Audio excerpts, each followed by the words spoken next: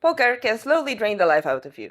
Even when you're playing great, studying, and doing everything right, variance keeps punching you in the face. And after a while, not only you feel tired, but you feel disconnected, unmotivated, sometimes even depressed.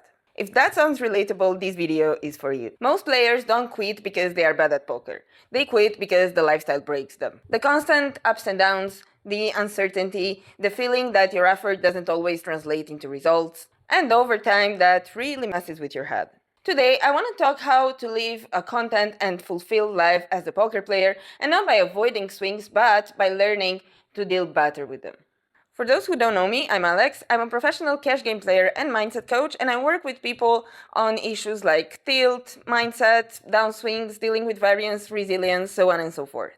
After working with a lot of players and dealing with myself, I've noticed something. The players who last aren't necessarily the most talented, but the ones who handle ups and downs better. Two ideas summarize this better than anything else, and those are agency and gratitude. I'll explain what those mean, why poker makes them both really difficult, and I'll also give you some practical tools that you can apply.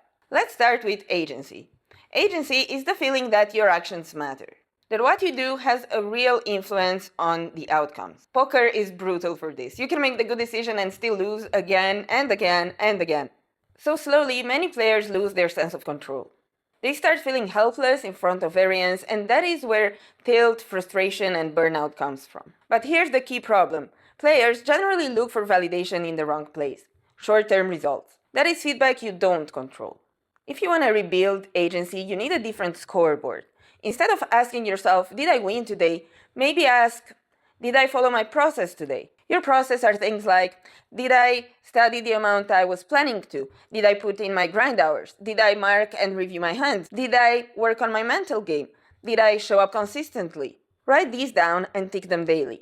That's your real progress. And if you reward yourself for sticking to the process, your brain starts reassociating effort with success. That starts happening even during downswings, and that's huge. At the end of every study and grind session, ask yourself, what did I learn today? It can be a new strategic insight, it can be a mindset problem that you identified and you want to fix, it could be a pattern of mistakes, maybe just the way you adjust versus recreationals or whatever. Just try to figure out every day what you have learned.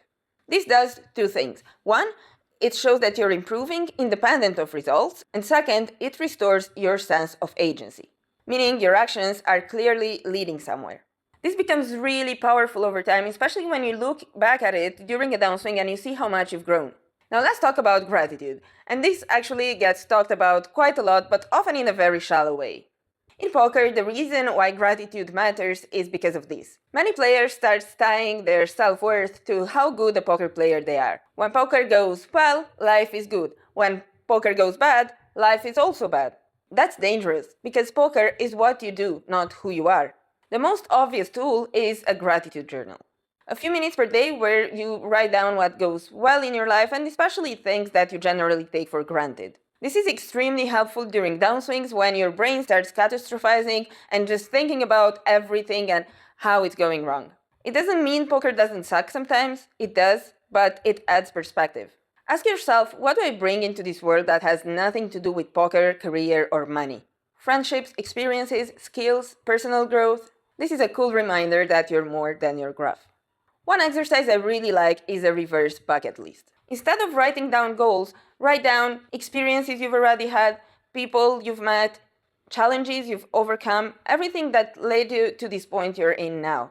If you want to keep this poker related, you can also do it professionally. Limits you moved up, tough periods you survived, lessons poker taught you. This really builds appreciation for your journey, not only for the point where you think you should be or want to be.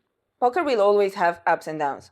What determines whether you last isn't avoiding them, it's actually how well you face them. If you build agency by focusing on the process, gratitude by bringing perspective, poker becomes sustainable again. If you need some help with this, I work one-on-one with players on consistency, tilt, downswings, and links are in the description. If this video helped you in any way, make sure to like it and subscribe for more mindset tips. Till the next one, good luck at the tables.